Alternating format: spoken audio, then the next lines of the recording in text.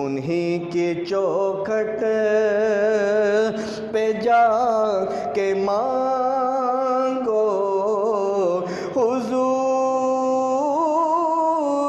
देंगे, ज़रूर देंगे।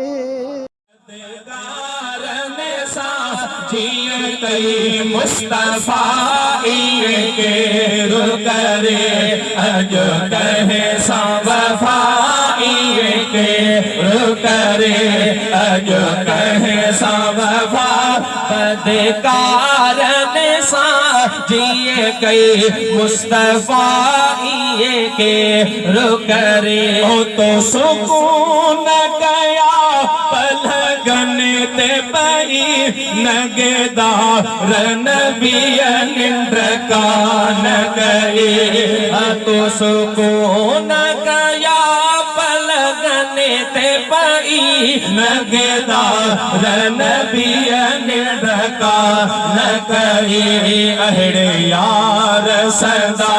गुण याद न थे अहड़े यार सदा गुण याद न थई कम कौन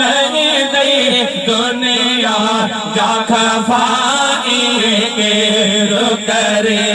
अज कहे वफा कारण सा जिए कई मुस्तफा के रुकरे के दो खैर मिलो थई खजा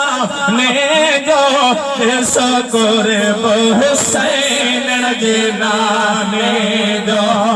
दो खैर मिलो थई खजाने जो सकुर हुसैन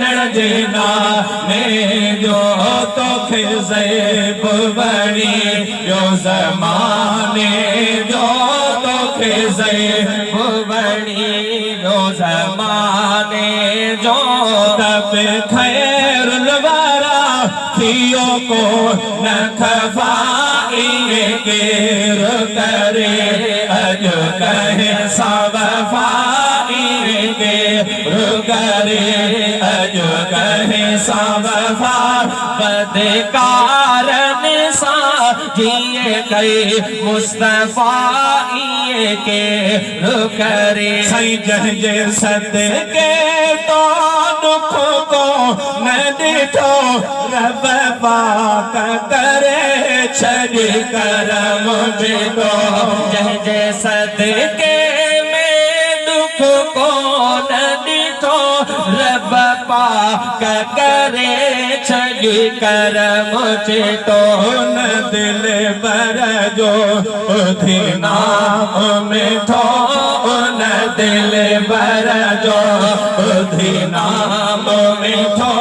पढ़ो सल्ले अला वही सौ दफा के रुकरे अज कहे वफा के रुकरे अज कहे वफा बदकार सा जिए कई मुस्तफा के रुकरे अज कहे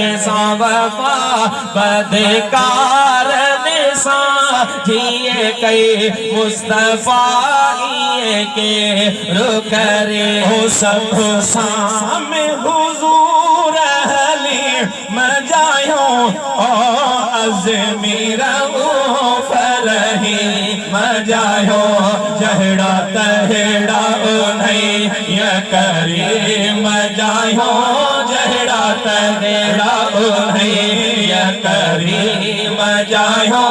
शल बहे जी कंदो शफादार शफाई के